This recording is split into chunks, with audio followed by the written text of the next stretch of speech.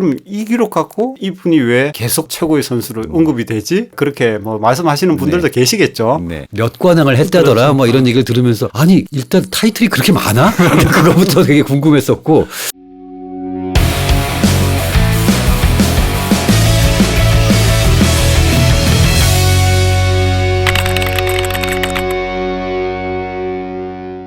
첫 번째 세대에는 이건 이론의 여지가 없이 그렇죠.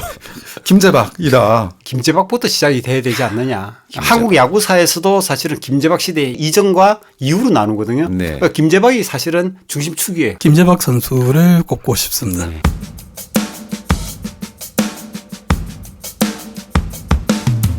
김재박 선수가 1982년 세계야구 선수권 대회 그때 깨구리 번트 하고 네. 나서 프로에 들어왔잖아요.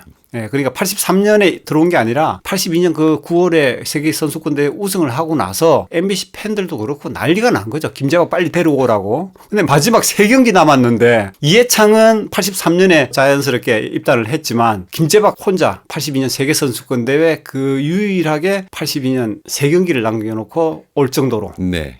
최고의 슈퍼스타였죠. 그러니까 김재박 선수가 이제 82년부터 사실은 말미지만 쭉 이제 프로 시대를 시작을 했으니까 김재박부터 이제 시작을 해야 되지 않을까 싶습니다. 네. 김재박 사실 이건 이론의 여지가 없을 거라고 저도 생각을 합니다. 그렇죠. 저도 이렇게 얘기하면 옛날 사람 얘기 듣겠지만 사실 저는 이제 야구는 김재박이다. 네. 이렇게 했던 시대가 굉장히 길었다고 저는 보거든요. 그렇죠. 김홍룡 감독께서 이제 그런 이야기를 했잖아요. 네. 투수는 선동열, 타자는 이승엽, 야구는 이종범. 뭐 이런 이야기를 했는데 사실 이종범 시대 이전에 야구는 김재박이었던 시대가 있었죠. 그 이후로 우리나라에서 잘 나가는 유격수는 7번을 달아야 하고 그렇죠. 그렇죠. 그리고 잘 나가는 유격수라면은 센스도 좋아야 하는데 그게 수비도 그렇고 주루도 그렇고 공격도 그렇고 나가면 휘저어야 하고 어쨌든 경기를 혼자 지배해버리는 그런 네. 것들은 7번 단 유격수다. 그렇죠. 이 공식을 만든 것은 김재박이다. 그렇죠. 뭐 기억하실지 모르겠지만 어릴 때 저희 크라운 제거의 그 밀크 카라멜이라는 네네. 그 광고가 김재박 선수가 이제 모델이었는데 네. 김재박 아저씨는 왜 7번만 달아요? 그러면 행운의 넘버 7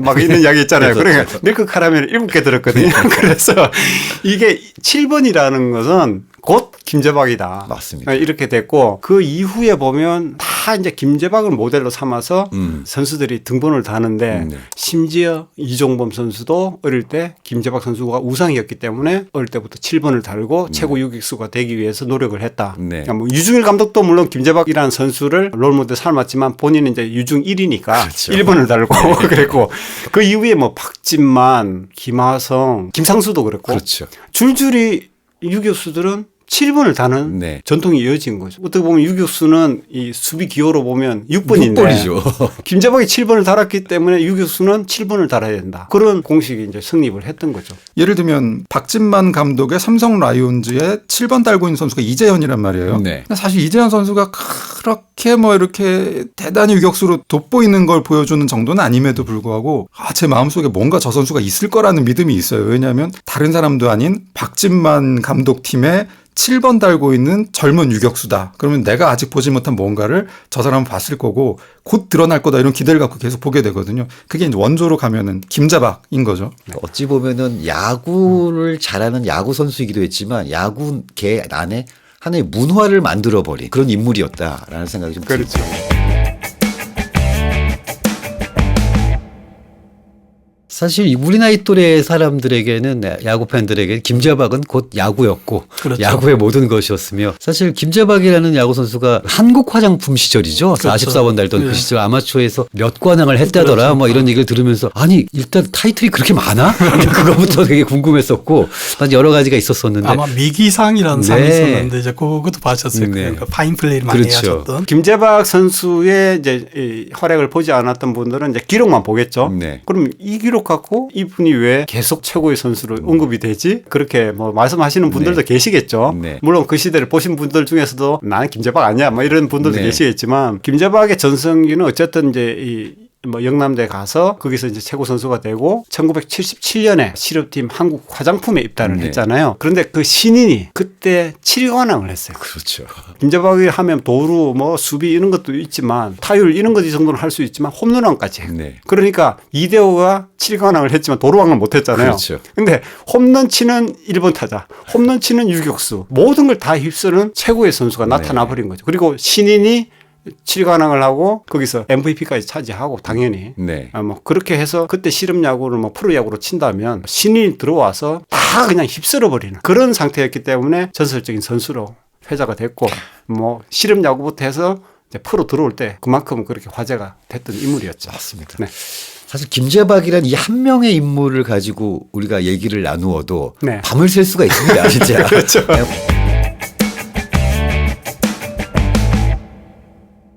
김재박하면 이제 플레이에서 생각이 나는 거는 3루간 타구가 나왔을 때 그 네, 왼쪽으로 빠진 타구를 전력 질주에 잡아서 역동작으로 바로 던지는 네. 송구 그런 송구가 많지 않았거든요. 그렇죠. 지금은 이제 기본으로 볼 수 있겠지만 네. 그 점에서도 이제 유격수 수비에서 이력을 걷다라고 볼 수 있고요. 그 전에는 이제 우리나라 수비 내야 수비 기본은 공이오면 정면으로 받는 거예요. 그렇죠. 그렇게 하면 혼났어요 많이. 네. 그런데 이제 그러면 아무래도 타구를 처리할 수 있는 뭐랄까 범위가 줄어들잖아요. 그 점에서 이제 저기 멀리 빠진 타구를 이제 잡아서 바로 이제 송구를 하는 그건 유격수는 김재박이 거의 최초가 아니냐. 네. 그래서 우리나라 유격수 수비를 한 단계 업그레이드 시킨 분이다. 그런 평가를 들은 적이 있습니다. 보통 프로야구 개막하면서부터 야구를 접했던 애들의 경우에는 프로야구를 봤더니 이제 오대석, 김인식 뭐 이런 유격수가 있었던 거예요. 근데 이 유격수들의 모습이 거의 정형화되어 있는 게 있었어요. 이제 유격수 땅볼이 그때는 지금보다 훨씬 많았단 말이에요. 그러면 잡아서 이제 일루 던져서 아웃시키는 저 선수가 제일 잘하는 선수니까 저 제일 공이 많이 가는데 서 있겠지. 이제 그러고 보고 있었는데 그해 가을에 세계 야구 선수권 대회를 딱 열었는데 거기 나온 선수들은 뭐 박철순도 아니고 이제 처음 보는 이제 선수들이 프로에 아직 안 왔던 선수들이 나왔는데 저건 뭐야?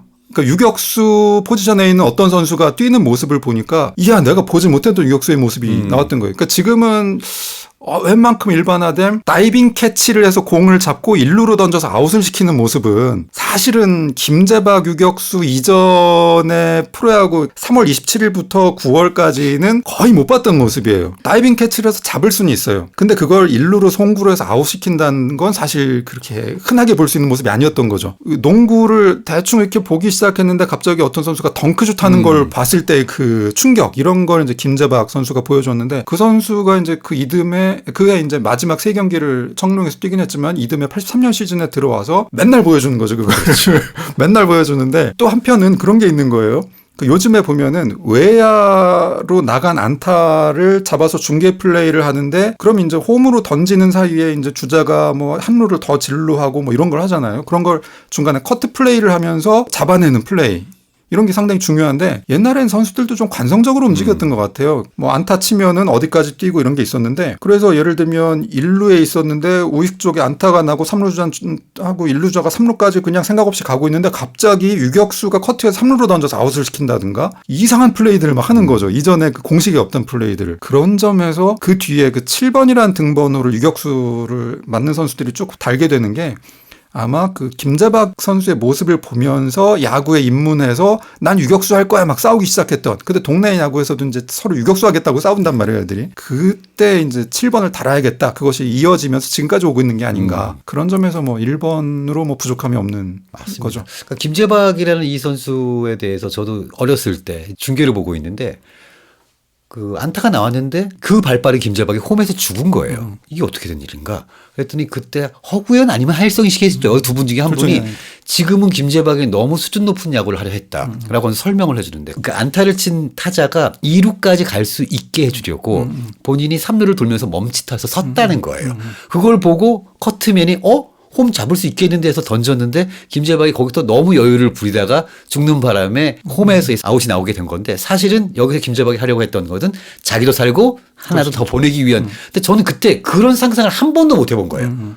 이런 게 가능할 수도 있구나라는 그런 것들을 많이 보여줬고 그런 것들이 우리 또 이제 머릿속에 또 가슴속에 또 약간 이렇게 뽀샵 돼가지고 남아있다 보니까 지금 아까도 말씀하신 것처럼 세이버 매트리스적으로 김재박의 프로 현역 생활을 이렇게 쫙 보면은 이게 그렇죠. 이렇게까지야? 의외로 또 평범한 네. 게 있죠. 타격도 그렇고 수비도 에러도 꽤 많은데 뭐 이런 것도 있고 이런 걸로 많은 사실은 평가를 하기에 좀 어려운 사람이었다라는 생각을 좀 들기는 드네요. 그 옛날에 유명했던 얘기인데 아마 삼성하고 경기였던 것 같은데 청룡에 이제 김재박 선수가 2루에서 아마 후속타자 안타 때 홈까지 들어오다가 이 타이밍이 늦었는데 슬라이딩 하는데 그 홈 송구가 김재박 선수 헬멧을 맞고 빗나가면서 이제 살았어요. 네. 근데 그 상황에 대해서 김재박 당시 선수가 늦었다 싶었다. 아 죽었구나 생각했는데 상대팀 이만수였던 것 같아요. 포수가 미트를 이렇게 벌리더라. 아 이쪽을 향해 공이 오고 있구나. 그걸 백밀러 삼아서 그쪽으로 머리를 들이밀면서 슬라이딩을 했다는 거예요. 그러니까 달리고 있으니까 뒤에서 어디서 오는지 모르잖아요. 네. 근데 포수 미트가 벌어지니까 저기구나 하고 그쪽으로 들이밀어서 일부러 이렇게 뒤통수를 때리게끔 유도를 했다는 거죠. 야 이런 거는 배운 게 아니잖아요. 그렇죠, 이런 거는 그렇죠. 하일이라는 네, 분이 저도 있는데 그분까지는. 이분한테 제가 한번 밥 얻어먹으면서 얘기를 들었었는데 그 유격수 훈련을 자기가 하기 위해서 푸더크라든가 이렇게 이런 잔 놀림을 하기 위해서 북한산 위에서 밑으로 내리막길을 뛰어내려오면서 나무 같은 거 있잖아요. 예. 잔 가지 이런 거 이런 것들 이렇게 피하면서 연습을 했다는 거예요. 야 이게 대단하다 싶으면서도 한편 되게 원시적이고 이게 골로 갈 수 있는 방법이잖아요. 구르면은. 근데 그 정도로 매뉴얼 없이 어디서 보고 배운 거 없이 나름의 아이디어로 아 이렇게 하면 내가 잔걸음이 좀 늘겠구나 이런 식으로 했던 거예요. 김재박 선수도 딱히 어떤 선진적인 수비 기법 같은 걸 배울 기회가 없었을 거예요. 그냥 뭐 기껏해야 그 뭐 일본 프로야구에 관한 아주 제한적인 영상이나 뭐 AFKN 뭐 미국 이런 게 있었겠지만 그래서 자기 나름대로 지금 우리가 생각할 때 그 유격수 플레이의 좋은 플레이의 그런 전형들을 만들어냈다는 점에서 우리나라 대중음악으로 치면 뭐 신중현 선생 뭐 이런 분들이 락이라든가 포크의 어떤 장르를 개척한 건 아니고 사실 미팔군 뭐 어디서 흘러나온 LP판 이런 걸 통해서 만들어갔지만 그렇더라도 그걸 창안자로서의 그런 공로로 생각할 수 있는 것처럼 그래서 이건 정말 스탯으로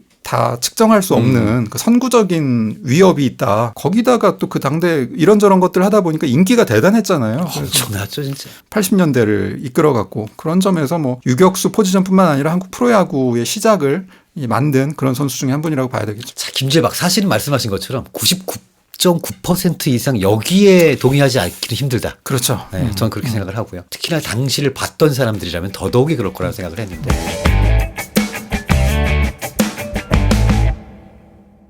사실 이분이 대광고등학교를 가지 않고 경북고로 진학을 하셨으면은 그러면 삼성 라이온즈의 유격수가 되시는 거죠?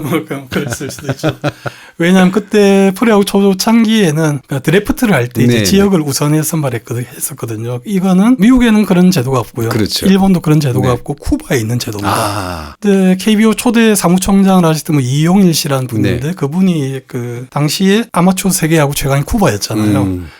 그때 프로야구가 생기기 전에 이제 쿠바 야구에 나폴레옹이라는 분이 네. 그 부회장을 하셨다고 했는데 왜 쿠바 야구가 강하냐 이런 질문을 했을 때 아 우리는 이제 지역에서 큰 선수가 계속 이제 그 지역 팀에 뛰기 때문에 인기가 높아진다 이런 얘기를 이제 들었거든요. 그래서 우리나라에서 처음에 이제 저기 그 신인을 뽑을 때 지역 선수는 다 몰아준 걸로 했어요. 네, 그런데 그 기준이 고등학교 졸업 기준이었기 때문에 그렇죠. 김재박 선수가 그 MBC 청룡으로 이제 가게 됐죠. 네. 참 그랬으면은 그 당시 삼성 라이온즈의 오대석 선수랄지 그렇죠. 이런 분들이 자리가 없을 수도 있었겠다는 생각이 드네요. 아니, 오대석 선수도 오대석 선수지만 이제 유중일 감독이 과연 그래서 사실 김재박 다음으로는 이제 류중일 유격수를 이제 최고로 쳤는데 네. 기회를 잘 받았을까 조금 이제 까리한 부분이 있죠. 그런 부분이 있습니다.